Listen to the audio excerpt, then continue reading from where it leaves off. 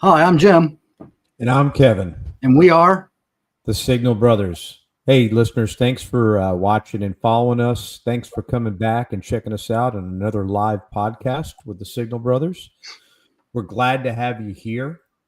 Just a few things about our podcast in case you're new here. All opinions expressed are they're Jim's and Kevin's. Have nothing to do with our family. Have nothing to do with our employers. So just know these are our own ideas that we're expressing. Would love to take questions about subjects, about things related to our subject. So if you have a question or a comment you want to contribute, please add it in the chat. We'll be happy to answer them. We'd love to get you on the podcast as a guest. If you're passionate about a subject, please let Jim and I know. We'll be happy to talk to you and get you on a podcast. We'd love to have guests on the podcast. And lastly, if you have an idea for a subject, but you don't want to be a guest, hey, put it in the chat. Let us know. We're happy to cover subjects that our listeners want to hear about. So here we are, the student loan debt crisis. $1.8 trillion of debt in student loan. The only debt bigger in America is mortgages. So it's quite a it's quite a crisis as far as I'm concerned. And Jim and I are going to cover some personal perspectives, some professional statistics on this, and some things that we've gone through ourselves. So Jim, I'm going to turn it over to you. Let us and get us started on this. All right. Like you said, about $1.8 trillion in loans, and 92% of that are federally subsidized. Only 8% are private. So that's huge. That's $28,950 per borrower on average. That's average. So you're talking as much, 40, 50, 60,000. It's huge. I mean, when you got the federally subsidized ones, you go out and you apply for a loan, they're going to tell you, these can go as low as 2.89% or whatever, but you never get them like that. You're always going to get that top end 17, 18, 20%. And, when you're 18 years old and you've never done a major financial decision and somebody tells you, 20%, you don't think it's that much. You got to figure you're paying back $120 for every $100 you borrow. Now, $1,000 is $1,200. $10,000 is $12,000. You see, they don't get that.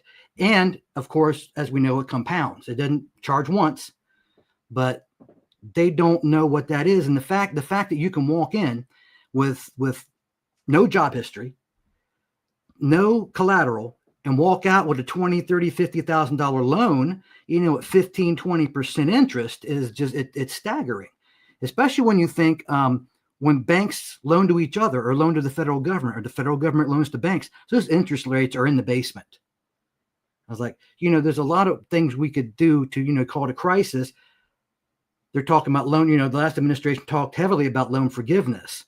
Well, why don't we just try to clean up the loans, get them at a reasonable rate, get them at a, instead of, you're not going to forgive something because people want their money back, and it affects all of us. We all know somebody that's a student at some point. Kevin and I both have children in college or, just graduated from college. And so that affects us personally as well. So yeah, this is a big deal to me. So I got three sons. Two of them graduated college. One's still in college. But college for me is a business decision, right? Bottom line, let's break down the realities about taking student loans, right? So everybody wants to go to the big schools, right? Georgia, Alabama. I mean, we can go Notre Dame, Ohio State. It doesn't matter what school. It doesn't matter what school, right? Yet nobody wants to go to the Ohio State gym, but that's okay. Ohio State. but the reality is, for I would say probably close to 85% of the degrees, the bachelor's degrees, I'm talking 4-year degrees, doesn't matter what school you go to get that degree. It's not going to have an impact. Now, there are degrees where it does matter where you do your bachelor's. So I'm not saying all, but I would say a large, vast majority of the degrees doesn't matter what school you go to. Doesn't Mhm. matter if you do it online. It doesn't matter if you do first 2 years at a local community college, right? Just doesn't matter. So part of this is self-inflicted. When my kids went to school, I said, "Hey, it's a business decision. I don't want to hear where you want to go to school. Where can you afford to go to school?" That's what it comes down to in my book, right? And not everybody sees it that way. I know college, going off to college is this big thing in this big life experience, but I I think if we don't control the amount of loans that kids take, you're crippling them financially for the rest of their life. Yeah. Oh yeah. In a lot of examples, right? And so, when my kids went to school, one of my kids got a liberal arts degree. Well, I got nothing against liberal arts. That is a wide range of degrees. I'm not talking about just English and math. I'm also talking law enforcement. It's a liberal arts degree. So my willingness to help co-sign loans, right, for liberal arts degrees is not as great as my sons that went and chased engineering degrees, right? I think that the return on investment is a little bit more on those type of degrees, right? Mhm. So, it's amazing the amount of loans. Like I was doing the research that the average federal student loan debt balance is $39,000 and maybe as high as 42,000 with private loans, right? Yeah. And so I laugh about that because I know that my middle son owns way more than that. And I know that my son with a liberal arts degree was about that, was about 39 grand after he finished school, right? And I'm going, I know people that owe 100,000, Mhm. 150,000, right? And some of these, people have gone to law school and Yeah. stuff. So, Exactly. Med school, man, law school. Yeah. my God, why? Why are we allowing kids to go in debt? And you know what? People say, well, the kids don't know what they're doing. Baloney. Because today, to get to get these loans, mom and dad are co-signing. Mom and dad are co-signing these loans. I co-signed a lot of those loans for my kids to get them lower rates, right? They weren't the 2.65 that you were talking about, but they got much lower rates. So I believe one of the things is we got to cap the interest rate, right? If we're going to Absolutely. school, why does that interest rate have to be so staggeringly high? Why can't it be 1.5%? Or whatever the rate of inflation is, if it's 3% or 2.8%, whatever that is, that probably makes sense, right? So that the money Yeah. still holds the value. Let's cap that interest rate as a starting point. Yeah. Well, even besides kids, when you talk about later in life, like my wife in her 40s went to nail school and beauty school and got she got a partial grant and then she got a loan to finish it. And she got that before we got together. We've been together 15 years. We paid that off last December. Last December. So she had that thing for more than 15 years, and still I've read that a lot of that don't even apply. You can't even use grants and stuff like that, grants and loans and stuff for the trade schools and such. But where my kids got fortunate is because we have 5 kids in the family. They actually qualify for full Pell Grant before they had to touch before they had to go after loans. So theirs is not as high as it could have been. One is getting her master's degree. She finishes in December. One this past Friday literally finished nursing school, BSN, RN.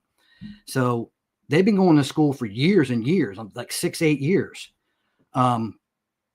So they managed to finish the first 4 on their Pell Grant. Mom and I both, we help with books, with that kind of thing. Any other expenses they needed outside of the actual tuition, we help with all that. But once they pass that 4-year degree, it's all loans. Pell's not going to pay past the bachelor's degree.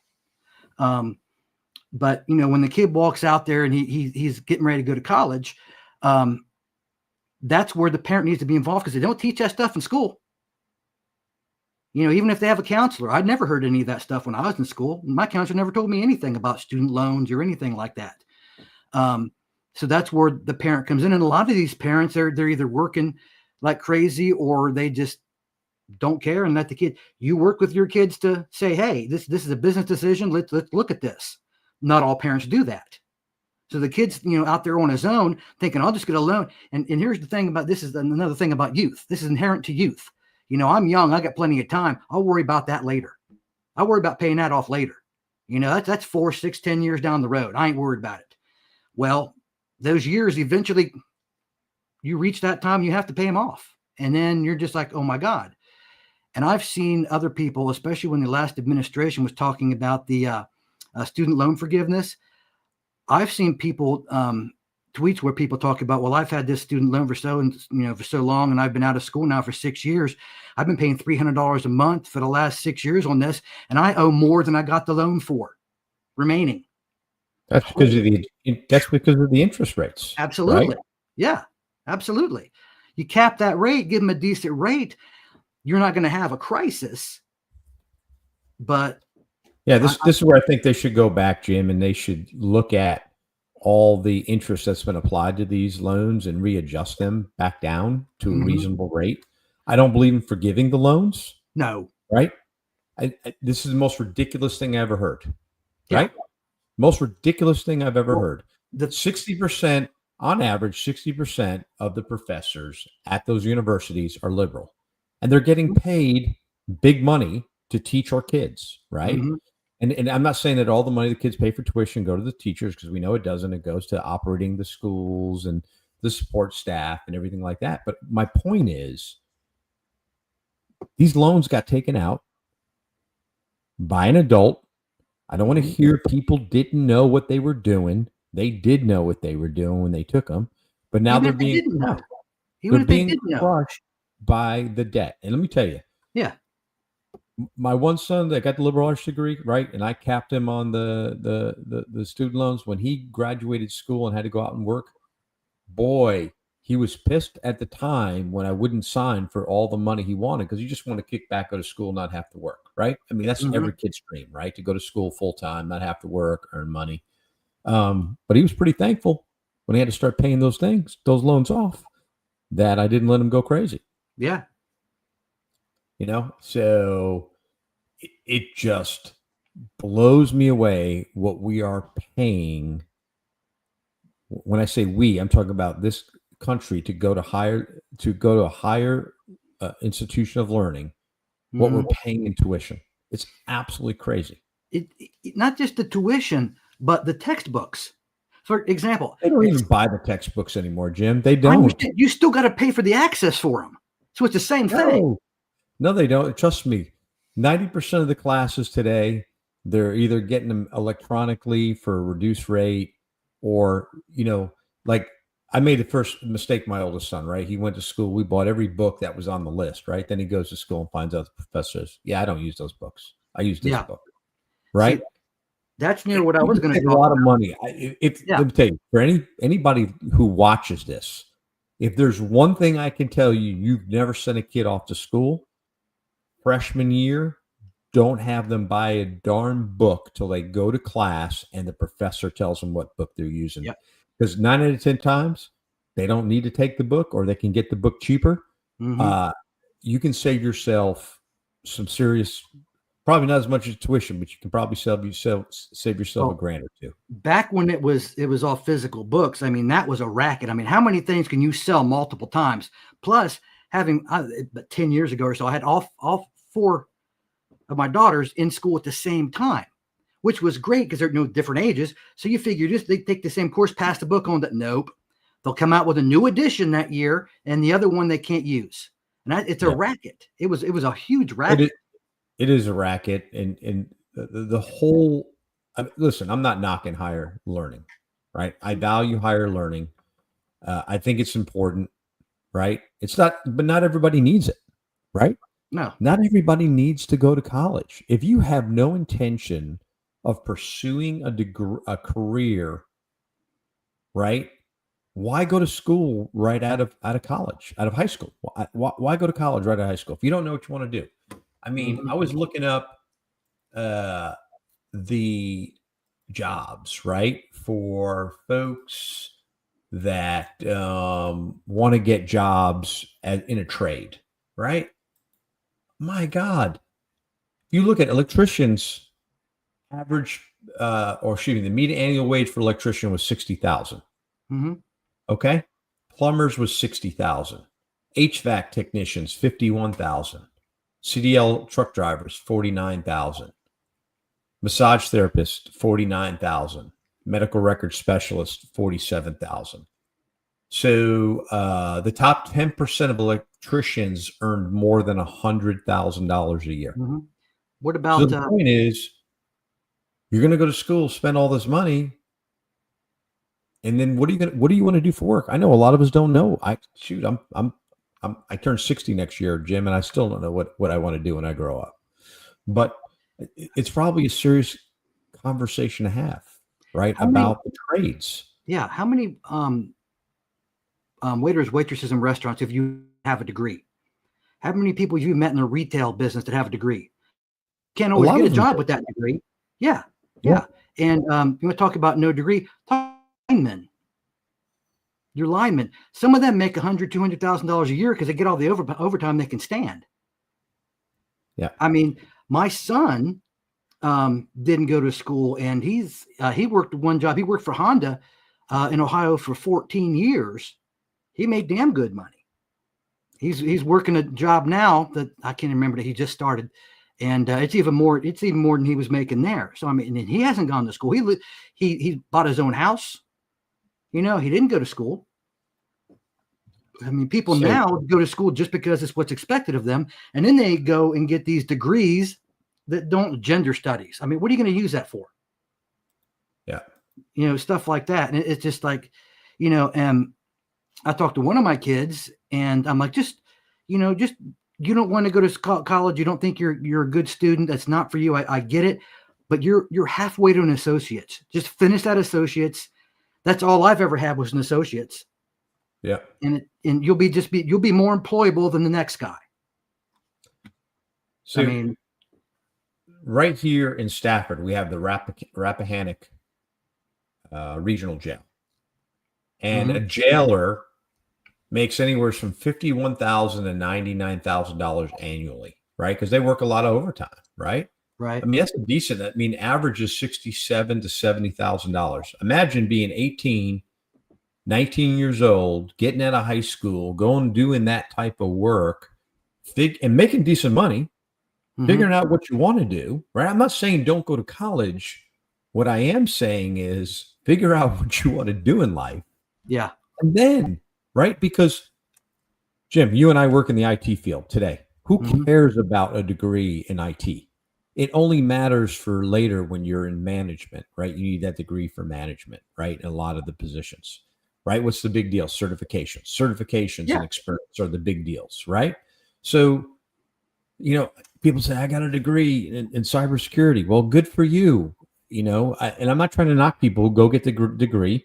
I mean, I had all four of my kids go get the degree, so they got it knocked out and be in the rearview mirror. That's why I had them go to college, right? Just to get a degree and do it reasonably. And two of them, you know, want to work in the engineering field, so it made sense. But what I am saying is, go out, figure out what you want to do, figure the direction you want to head in life, and then figure out what you need to go to school for, right? And get a degree if needed.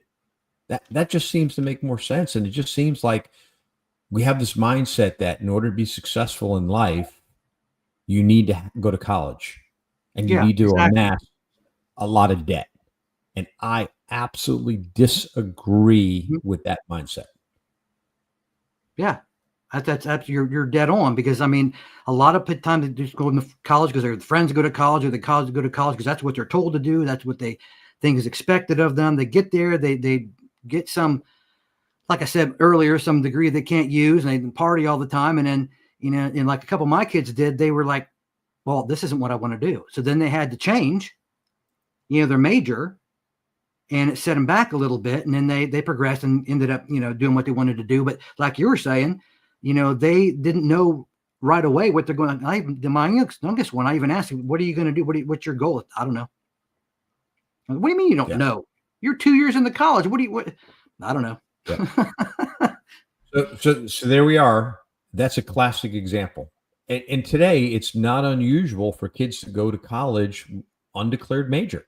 It's Mhm. very normal today for that to happen. And what I don't understand is if you're undecided, go to a community college for 2 Yeah. years and save Yeah. some money. Yeah, absolutely. Because I mean, In anywhere. almost every state, the community college is transferable to the Yep. state colleges, reputable state colleges, and so you can transfer those credits over. So I just don't understand it, Jim. Well, because I mean, the thing about that is you're taking your basics, your English, your math, your whatever, your first or second year. You can do that anywhere. In Tennessee, they passed a law several years ago, and I remember the very first year it was available. My next to youngest daughter qualified. Every student that graduates in the state of Tennessee gets a 2-year education free, so they can knock their 2 years out at a community college or a local school, and then transfer on up to any of the big schools in the area. And those first 2 years in Tennessee are free. It's paid for by our lottery program, which is why it was developed. Absolutely. And this is the mindset that if we could get this country to step back and think about stop pushing kids to go to college right out of high school. Mm-hmm. Let's stop pushing. There's kids that they know what they want to do, right? They got a clear vision. They're going to be a doctor. They're going to be a lawyer. They're going to be, engineer. Got it, right? But the people that don't know, why are we encouraging them to go right away? I just don't understand.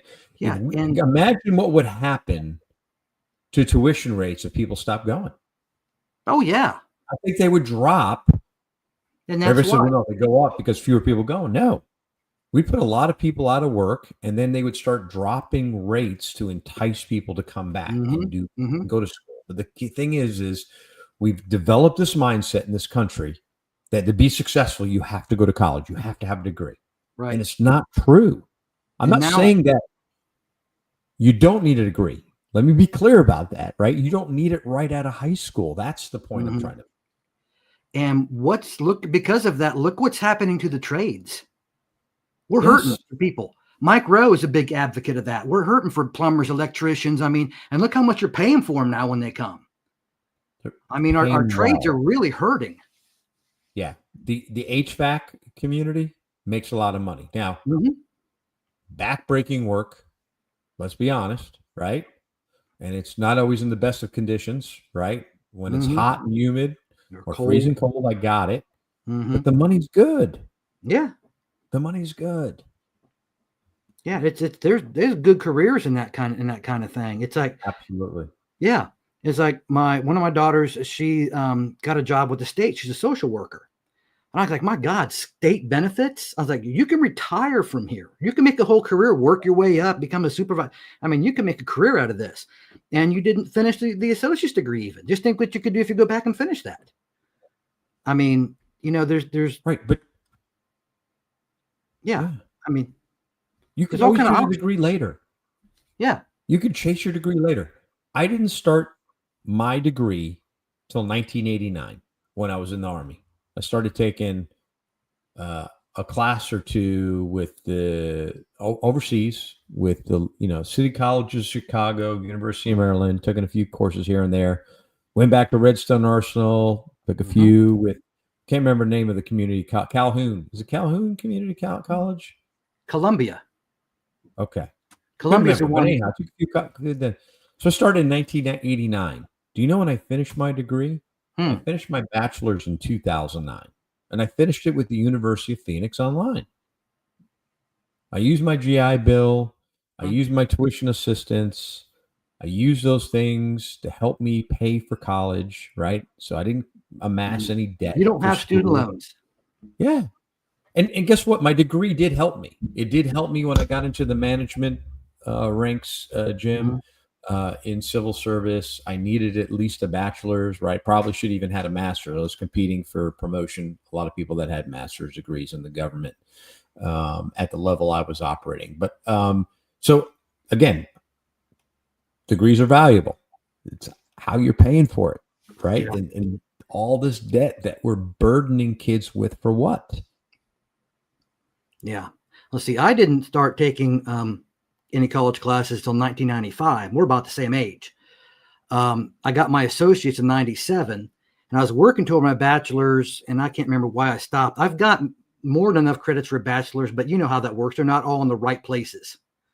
And I never did finish that. I tried to start a couple of times recently, and it's just in my job, I just really don't need it, and I'm knocking on the door of retirement here in the next handful of years. So I don't know. If I go get a degree, I'm going to go get a degree in something I want, not something that's going to pay me better because I'll be retired. Absolutely. Absolutely, Jim. Like I said, And no student loans. Lots of ways to address this, right? And it frustrates me that so many kids are burdened with an enormous amount of debt, right? Because you don't make a lot of money when you finish school, and now you're trying to pay rent, you're trying to pay a car note, you're trying to pay insurance, trying to pay for food, and then you have this debt. Yeah. And what if you get, like I was talking about earlier, what if you get a job that's not in your degree? So you're not being paid anywhere near what you thought you were, and you have all this debt amassed. Yep. Well, Jim, my middle son went to Arizona State University, right? Graduated with an engineering degree, and then he's always wanted to be a pilot. So he came home, chasing his dream to become a commercial airline pilot, right? So I also co-signed for his loans at ASU, right? Co-signed for this his adventure to go to airline school, right? And what I said to him, and this was just recently, I said, "Hey, how much do you owe in debt now?" Right? Because going to pilot school was not cheap, pretty expensive.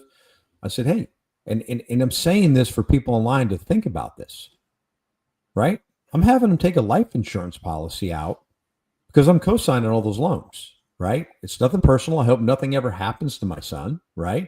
But God forbid something happens, right? I'm co-signed for all that. So I wanted him to have a life insurance policy so that as I near my retirement in a couple of years, as you do, I get to actually enjoy my retirement and not, God forbid something happens to him, I'm stuck paying off those loans. Mm-hmm. So I would say to the listeners that something to consider. If your kids have amassed a lot of student loan and you are co-signed for it, probably a smart idea to get a life insurance policy just to hedge the bet. Yeah. So we had that issue kind of as well because my wife's youngest son, she co-signed for one of his loans, and he was out of work for a while and he couldn't pay it. So she ended up having to pay just so her credit wasn't screwed. Yeah. She paid it for a long time. And once he was back to making good money, he took it over and, finished it. But during that time, I can't remember how long it was. She was making those payments just so her credit wasn't messed up. I mean, and it don't take much. All he's got to do is make one payment that's beyond 30 days late, and you get a strike on your credit report. Yep. That's why it goes back to going back, setting the interest rates correct. Yep. Reaccumulate the debt, right, based on that new interest rate, and provide these people relief so they can afford to pay these loans. 1.8 trillion. Yeah, 1.8 trillion. They're still going to make money. Yeah, they're still going to make money. Mm-hmm. I agree. But again, don't forgive them. No, because it's something. This is a problem. A lot of people on that side of the fence have is they don't see the big picture. Remember back the $15 an hour push a few years ago, for minimum wage. It's like they're looking at their pocketbook. They're not looking at what's going to happen to the business, what's going to happen to the suppliers of the business, what's going to happen. You know what I'm saying? They don't do that. They just look at, we're going to forgive the loans. Yay, the loans are forgiven. Well, somebody subsidized those. They're still going to want their money. Yes. It just doesn't disappear. There's a bigger picture here, and nobody looks at that. Somebody's still going to have to pay that money, and that's going to come back onto the taxpayers like you and me. Never had any student loan debt, and that's just not right. The forgiveness is just it's crazy. Although, when it looked like it was going to go through, I had to talk with my daughters, and I said, "Let me tell you something. I'm going to tell you right now. I do not agree with it. But if they pass it, get your butts in there. Yeah, I mean, yeah, I disagree with it as well. You're going to forgive my mortgage? You're going to forgive my car note? You took the loan. Even something you were saying earlier, the excuse, no, I'm just, even if they did know and screwed up, how many times have you screwed up and you still had to pay for it? I know I have. Amen. So, yeah, Jim, this is, so again, I think some of the takeaways for our listeners, I'm sure some of them have experienced this, but for those that haven't experienced that, make college a business decision for your kids, right? They wanted to go to the big name college. So what? What's their degree in? If the degree is not one of those degrees that it matters what school they go to, have them go to community college for the first 2 years, especially if they don't know what they want a degree in. 2, if they don't know what they want to do, don't send them off to college. Probably the wrong thing. Have them go to work. There's a lot of trade jobs out there that pay well, right? And some of them even have apprenticeships. Electricians have apprenticeships. Yeah. And guess what? Next step is more than likely they're going to need you to co-sign for them loans. Mm-hmm. So don't co-sign for what they want. Co-sign for what they need, right? Which means they may have to work a little bit. That's okay. Yeah. I got it. Engineering's tough. I got it. There's tough degrees out there, but guess what? Making them earn a little bit of it, doing some sweat equity, ain't going to hurt them. Yep. And lastly, if they amass the debt, you got to get that insurance policy just to cover you, so you're not stuck paying it back. What am I missing? As a parent, be involved. I'm not going to teach them this stuff like you did. You sat down with them and you talked to them about it, and you taught them, and they're not going to teach them, how loans work and how taxes work and how everything else works, and what the repercussions are and everything else, and what 20% on a loan really means. The parent will. So the parent's got to be involved. If you talk to your kid and you say, hey, you know what? Oh, that a 20% loan works. Oh, crap. I don't want to do that. Well, what's my other options? There you go. You just solved half the problem. Yeah. I agree. It's a conversation with the parents, right? To educate them. And Jim, I'm a high school dropout. I dropped out of high school. I took the long road through college. So I didn't know any of this stuff, but I did all my research. Yeah. I did all the research to understand, so that as a parent, as my kids cross this bridge, I could help them, guide them, and make informed decisions. And I think we're just too quick today to want to just support our kids. You know what I'm saying? Oh, they want to go to college. I got to help them. You don't want to see them upset. No, you don't. You don't want them seeing, oh, no, I'm not going to be able to do what I want to do because you're not going to help me. Well, you may not believe it. I'm helping you. Yeah. Absolutely. And, it's funny, in my oldest, he wanted to go to the University of Alabama. And I looked at him straight in the face, said, great, that's $42,000 a year out of state tuition. How you paying for it? Right. We saved up some money for each kid to go to school, but we didn't save up that much money. Mm-hmm. Right. So, that's the bottom line, is you got to have those tough discussions. And then, when my middle one went to ASU, he got there through 2 scholarships, but I laid the law. I said, this is the amount of money I'm going to co-sign you for. Mm-hmm. If you lose one or both of those scholarships, I am not co-signing for additional loans. You're going to have to make up that difference, right? Mm-hmm. This comes down to that business decision, Jim. Yeah. And you want something, you should have to work for it, not have somebody else do it all for you. I mean, that's not how life works. No, life doesn't work that way. Mm-mm. Well, Jim, I think we beat this up pretty good. I know we got something in the hopper that we want to talk about because it's been all across the media. Yep. Yeah. So let's talk about the Charlie Kirk assassination, Jim. I'll let you go ahead and get started. I was working like crazy that day. I could barely get on the social media, get on the computer, and one thing popped up on my screen, like, what? He was shot?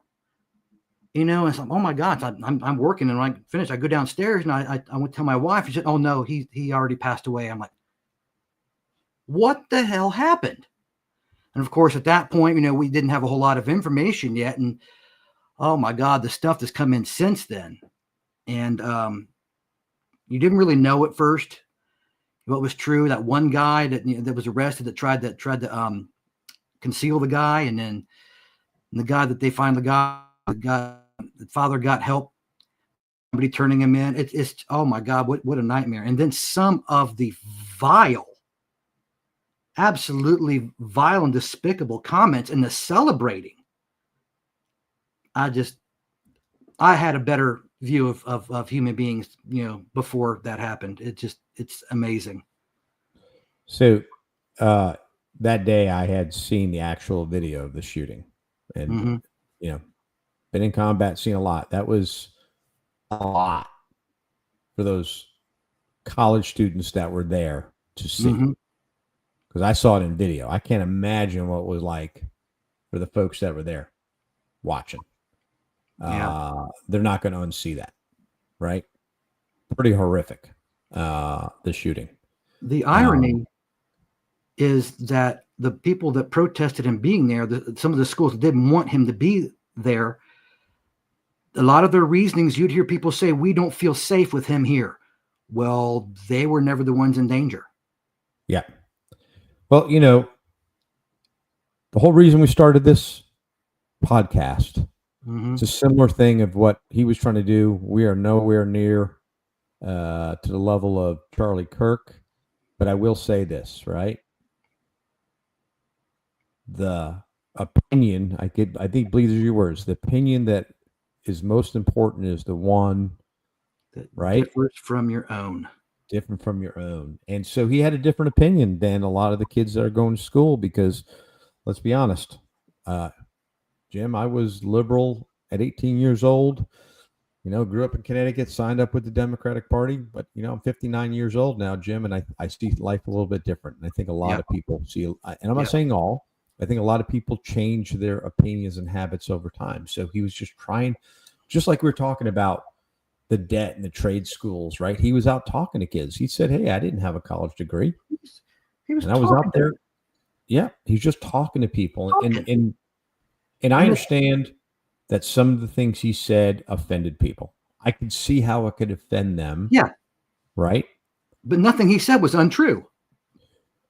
He never attacked a person. He attacked issues. He attacked the issues. He never made fun. Well, at least from the videos I've seen. Maybe there are instances out there. So let me just qualify, right? Because I don't know, right? So let me be clear, because I like to be clear in my statements, that I don't believe from all the videos, because I followed him in videos before the shooting, right? And I never saw him attack an individual. I never saw him do it. It's funny. You hear everybody now talking about how much hate he was talking about. I'm like, I've only seen hate come from one side, and it wasn't his. Yeah, and I really don't, and I appreciate, Jim, that's your opinion. I don't even want to go on that. I'm just saying, regardless of whether you liked what he said or didn't like what he said, it didn't rise to the level of being shot and killed. No, none of it. I have never I can't even imagine. Yeah. And so the other thing I want to say is, there's a lot of people saying a lot of things about him being assassinated that I don't agree with, right? They're celebrating, they're happy, he said he has it coming to him, lots of stuff, right? And I don't agree with that. However, I will say this. They are exercising their First Amendment right. They to are. say what they want to say.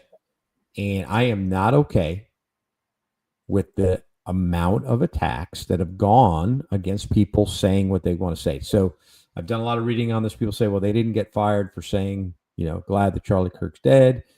They got fired because of the person that they are, showing who they really are. So employers are getting rid of them. So I agree with Senator Paul about the FCC statement on Jimmy Kimmel, right? That he crossed the line. I absolutely agree. I don't like Jimmy Kimmel. I don't listen to Jimmy Kimmel, but I will tell you this. He has a right to say what he wants to say. Yeah. And the fact that CBS removed him, I personally got a problem with, Jim. I really do. But he's saying it on somebody else's dime, for one. Right. Yeah. And for two, this is America, so that private company has every right to fire him for whatever reason they want to. 100%. But I So, believe they fired him because the FCC pressured them to fire him. well, all that's going on, and you're absolutely right. They're just saying what they want to say. I completely agree with you on that.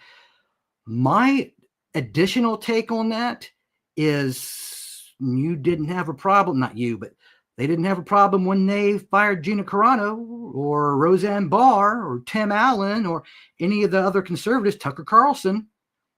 But now, what's free speech? We should be allowed to say this with no repercussions. First of all, that's not how free speech works. It's freedom from speech, not freedom from consequence. For another, people don't learn by being told. People learn by experiencing. They are now seeing repercussions the way we saw them when our people said, our people, you know what I mean? When the other side was saying their stuff, my personal view is if I'm depending on you for my money, I'm not going to say something against you. But you know what I mean? But now the shoe's on the other foot and they're not liking it. It's like I've always said, if you give them the power to do this, which you have, eventually they're going to get around to doing something you don't like because you allowed it in the first place. And that's what's happening. Should it happen? There's a lot of it going on, and it is free speech, and I'll defend that to my dying breath. But it's also the company doing what they want to do, and maybe it's a life lesson for some people. Okay, so you don't like it when it's done to you. Maybe you shouldn't do it to the other person. Kind of like you and I learned this on the playground. Well, you don't like when he throws sand in your eye, don't throw sand in his. That's a pretty clear message. And I kind of really do like the fact that it's the shoes on the other foot and people are seeing the same thing now from a different perspective because people learn that way. Will they learn? Time will tell. But I think it's run its course. I think it needs to calm back down.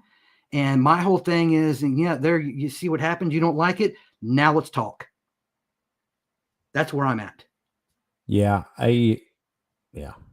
There's a lot to unpack with this whole thing happening. Mm-hmm. And I find it ironic that Kamala Harris, of all people, jumped in and said that the Trump administration is crossing the line by restricting free speech. But she was a big proponent about Trump's Twitter account being banned for things he was saying, right? Exactly. So it's a two-way street. The previous administration was trying to control the message out there. That was okay. They were, we covered this on a podcast about them having retired people embedded in the social media companies and the pressure that the Biden administration was putting on them to cap information being put out there that they determined was not in line with what should be put out there. But now, right, it's not okay for Trump to do it, right? And that's the issue I got. I think people should be judged by their character of what they say, right? So I don't think CBS should remove Jimmy Kimmel. I think people should listen to the words that came out of his mouth. He says his words were distorted. I read what he said. He was quoted for what he said. And I think people should make a decision to not watch him, right, if they don't like what he says. Yeah, and he will get canceled because his viewership's going to drop. Yeah, I mean, we talked about the Cracker Barrel thing last podcast 2 weeks ago, Jim, and how the stock dropped because people were upset with the change of the logo and the redoing of the restaurants. Well, people should be offended, whether it's on the left or right. I don't care. When people say stupid things that are not true, stop watching.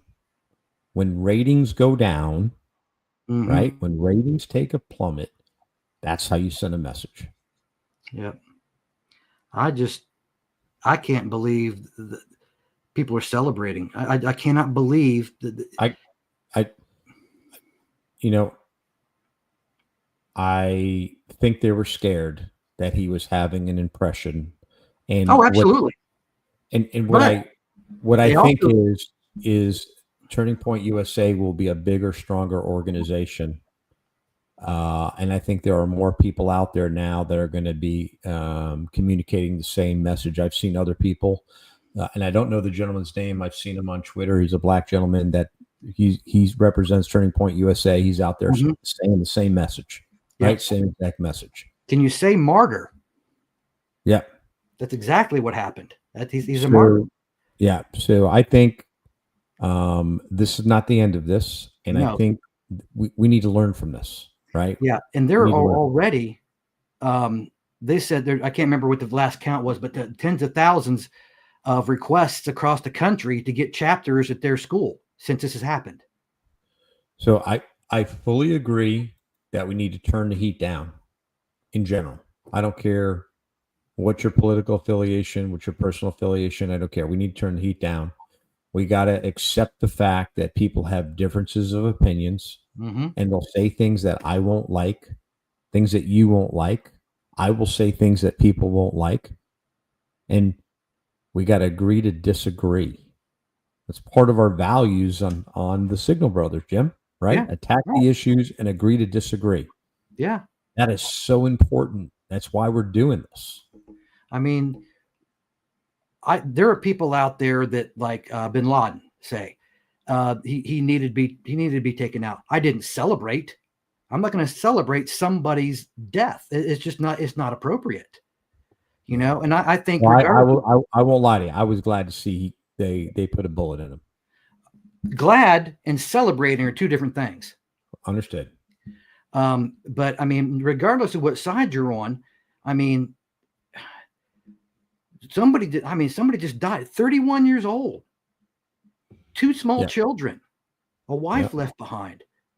What's there to celebrate? You didn't like what he said? Well, there's thousands of other people saying the same thing. Yeah. What did you really do? What did you really accomplish?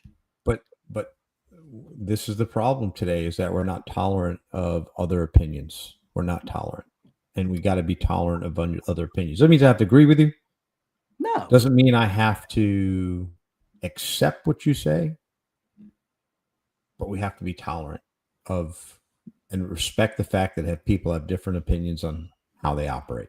And can you imagine if everybody thought the same way about everything? We'd never progress. You have to have those differences of opinions, but you have to engage, you have to learn, you have to be willing to give, to take. And we're not doing that anymore. Yeah. So sad to see that happen to anyone, including the Minnesota's House Speaker of the House and her husband. Yeah, I was just thinking about that. Absolutely. Right. No different. Nope. No different. Shot and killed for what? Because she was part of the Democratic Party and she led the House, right?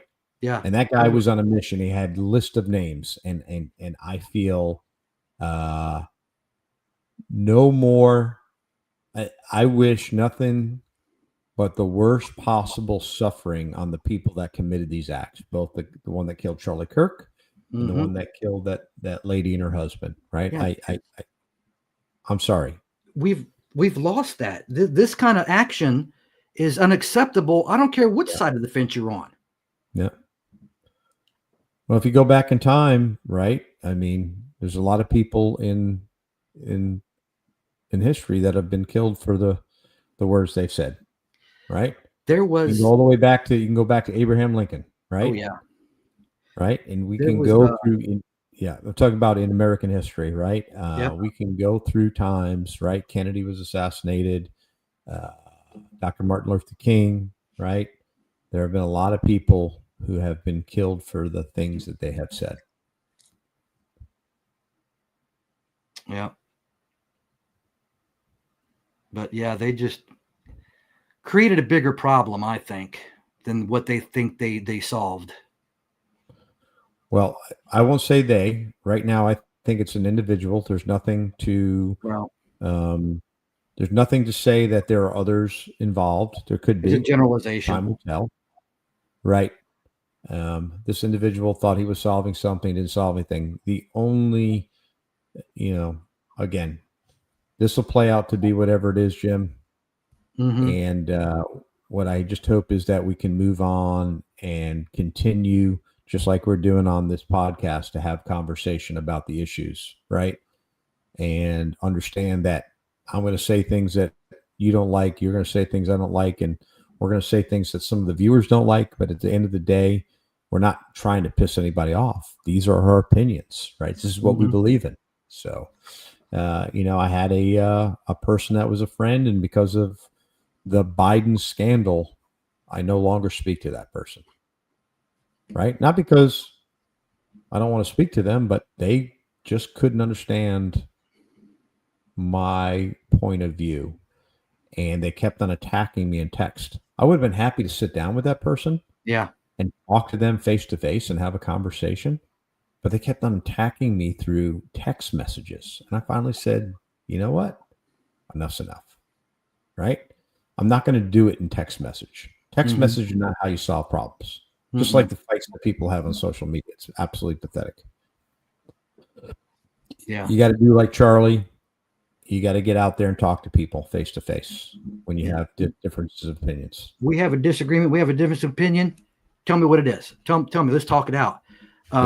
Because, and I've said this for a long time, the extremists on both sides of the problem.